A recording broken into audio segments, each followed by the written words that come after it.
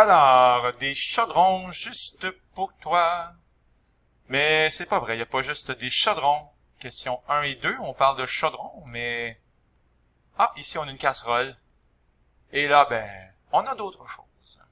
Alors allons-y pour la première question. Alors, on veut savoir si c'est possible de prendre tout ce qu'il y a ici, le liquide rouge, peut-être une potion magique, et de le verser donc dans le chaudron qui est à gauche.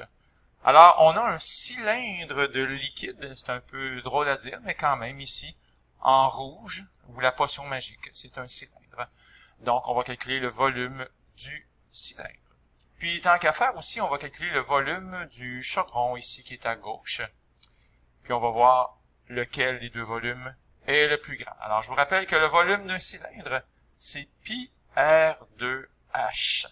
Êtes-vous prêts? On s'en va de l'autre côté.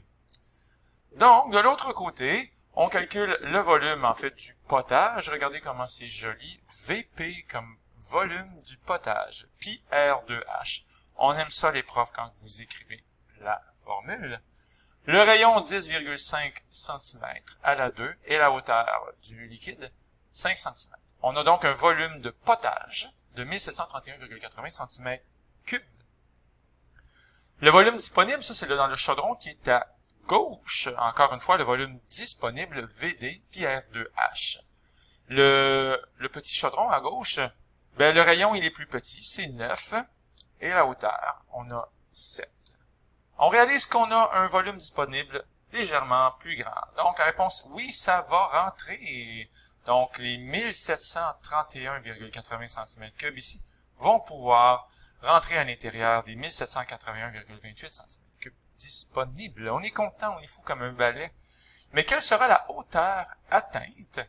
C'est un problème à l'envers. Autrement dit, encore une fois, je vous invite à écrire la formule, mais on va remplacer le volume par le volume du potage. Dans le but de trouver qui? Dans le but de trouver quoi? La hauteur. Évidemment, on cherche la hauteur. Alors, c'est un problème à l'envers, on va faire un petit peu d'algèbre. Vraiment pas beaucoup d'algèbre d'ailleurs, vous allez voir. Donc, on remplace, qu'est-ce qu'on connaît? On connaît le rayon du petit chaudron de gauche. C'est 9 cm.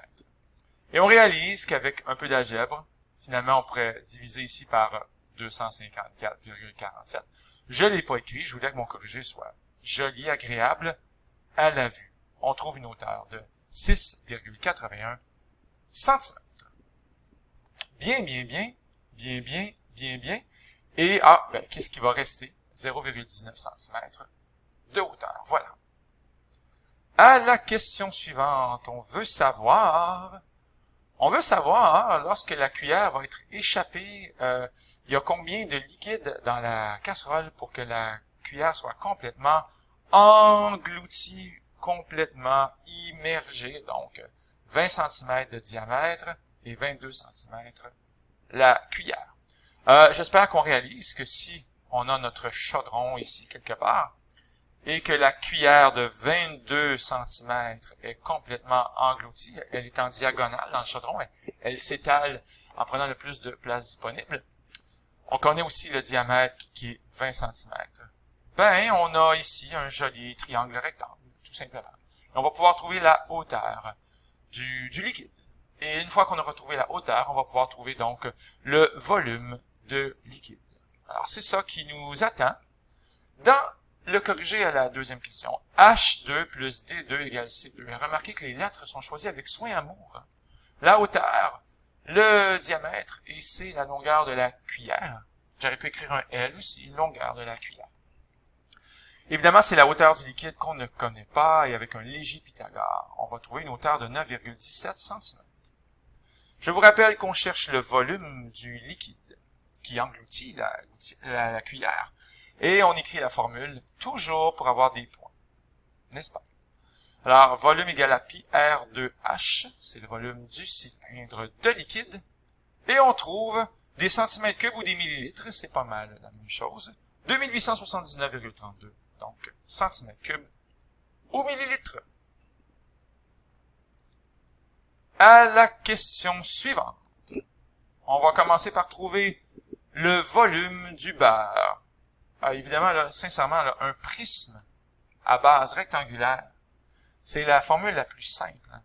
C'est chacune des trois dimensions, on les multiplie ensemble. Ici, c'est un prisme à base carrée. D'ailleurs, on peut percevoir le carré de beurre qui prend l'ascenseur. Et le même carré se retrouve un peu plus loin. On peut le voir aussi comme un prisme à base rectangulaire, bien sûr, ça va de soi. Donc, 6 fois 6 fois 10, on va trouver 360 cm3 de beurre qu'on va déplacer dans la casserole avec 20 cm de diamètre. Alors, quelle est la hauteur du beurre fondu? Je pense que on commence à avoir l'habitude. Encore une fois, on trouve le volume du beurre, 360 cm3. Et pour la hauteur atteinte, on va avoir un cylindre de beurre fondu. Ça se dit bien quand même, hein? Un cylindre de beurre fondu. On va remplacer le volume du cylindre de beurre fondu par 360 parce que c'est le même beurre qu'ici. Et on va remplacer le rayon par 10 cm. Voilà, c'est fait. On fait un peu d'algèbre et avec un peu d'amour et de soin, on va trouver une hauteur de 1,15 cm pour le beurre fondu. À la question suivante, donc à la question 4. On va remplir cette auge. Alors, c'est un petit mot qu'on n'utilise pas souvent. Près de l'étable, donc on va mettre de l'eau dans l'auge.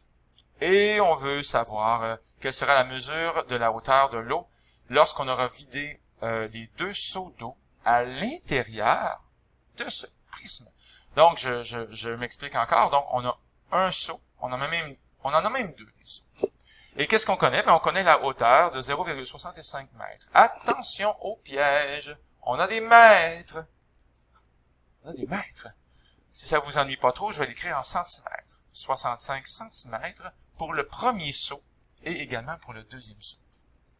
On a aussi le diamètre qui est de 40. Je préfère de loin le rayon qui est de 20. Donc, on va trouver le volume d'eau dans un seau. Donc, le volume d'eau dans le seau, alors, c'est un cylindre, pi R2H. Ça, c'est le volume d'un seau. Alors, je vais écrire tout simplement VS, un seau. Et on devrait trouver avec ça, si je ne me trompe pas, pi fois 20 à la 2 fois 65. Il me semble que ça donne 26 000 pi centimètres cubes. 26 000 pi centimètres cubes d'eau. Ou bien sûr, des millilitres, ça va de soi. Alors, si on va voir dans le corrigé, évidemment, c'est pas écrit 26 000 pi, c'est écrit 52 000 pi. On se rappelle qu'il y a deux seaux d'eau. Donc ça, ce serait le volume des deux seaux. Comme ceci. Alors là, ça, c'est clair. On l'a transformé ici en nombre très irrationnel. D'ailleurs, ça aussi, c'est irrationnel. 163 362,82 cm3. Alors, quelle est la hauteur? Encore une fois, ça va être un problème à l'envers. Quelle est la hauteur dans l'auge? On connaît le volume, on connaît la quantité d'eau qui va être déversée à l'intérieur. On remplace ce volume par ceci, 163 362,82. Alors, c'est fait. Et on a les dimensions, 50 et 70, elles sont là. On leur dit un bonjour au passage. Et on cherche, bien sûr, la hauteur de l'eau. Alors, c'est des problèmes qui se ressemblent quand même pas mal beaucoup. On va trouver une hauteur de 46,68 cm. Et on termine avec la question numéro 5. Dans le fond, on veut le volume et l'air pour chacun des prismes. On se rappelle que l'air, là, ça va être l'air des deux bases, ou tiens, 2 fois l'air de la base, je vais écrire ça comme ça, plus l'air latéral. Alors, c'est ça à chaque fois. Tout simplement. Si je prends par exemple lui ici, le prisme à base pentagonale, l'air latéral, elle est quand même assez facile à calculer, n'est-ce pas? On a ici des rectangles, il y en a un, il y en a deux, il y en a trois. Donc, on a des rectangles. En fait, on a des rectangles à chaque fois, n'est-ce pas? Ici, il va y avoir 6 rectangles. On fait le tour du prisme. Il y a juste ici, dans le fond, on a juste un seul rectangle. Mais on a déjà vu que la surface latérale pour un cylindre, c'est un rectangle. Et quand on a des rectangles, il suffit de faire base fois hauteur du rectangle. Donc ici, pour notre cher prisme à base pentagonale, bien, on pourrait faire, par exemple, 5 fois 3, ce qui va donner 15 cm² pour chacun des 5 côtés. Alors, 15 cm² pour chacun des 5 côtés. Alors, c'est pour ça qu'on va avoir la réponse ici pour le prisme à base pentagonale. L'aire latérale, j'étudie, moi, 15 cm² pour chacun des 5 côtés. Donc, ça fait, bien sûr, 75 cm². Pour l'aire de la base, bien, évidemment, on fait la formule CAN sur 2. Tout simplement, comme ceci. On n'oublie pas que l'aire totale, ben, c'est parce qu'on calcule 2 fois l'aire de la base. Et le volume, encore une fois, le volume, c'est l'aire de la base fois la hauteur. Donc, soyez pas surpris si le volume, ça va tout simplement être toi ici, 43,0125, multiplié par la hauteur, qui était de combien déjà? Qui était de 3 cm. On obtient 129,0375 cm3. Je vous laisse un moment de joie et de contemplation pour le cylindre, pour l'aire de la base, l'aire latérale, l'aire totale et le volume. On n'oublie pas les unités, centimètre-carré, centimètre-carré, centimètre-carré, ici centimètre-cube. Il y a juste le premier sur lequel je veux revenir légèrement.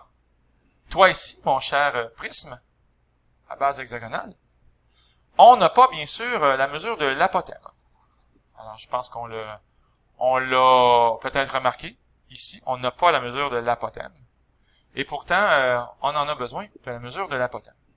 Je pense d'ailleurs qu'on la voit dans le corrigé, ici, 8,66 cm. J'espère qu'on se rappelle, peut-être d'un examen où ça s'est passé. Un prisme à base hexagonale. Je vous rappelle que, ben écoutez, si on a 20 ici, ça veut dire que la moitié de 20, c'est 10. Et ça va être 10 pour tous les segments que je suis en train de faire apparaître ici en vert. Donc, on a 10 pour chaque segment vert. On peut mettre des petites guillotines. Mais on a également 10 pour les côtés, comme ceci. Donc, vraiment, si je prends juste un triangle équilatéral, comme ceci, donc, la moitié de 10, ça va être 5. Et ici, on a notre 10. Donc, clairement, avec un Pythagore, c'est pour ça qu'on va pouvoir trouver l'apothème, qui était de 8,66 cm. Alors, pour ceux qui ne se souviennent pas comment faire, ben, je vais écrire 5 à la 2 plus l'apothème ici de la base à la 2 est égal à 10 à la 2. Et avec un petit Pythagore, on va trouver la réponse. Voilà, encore une fois. Alors, je vous laisse un moment de joie pour contempler ces jolies réponses et je vous dis à la prochaine tout le monde. C'était Luc Allard qui vous dit à la prochaine encore une fois.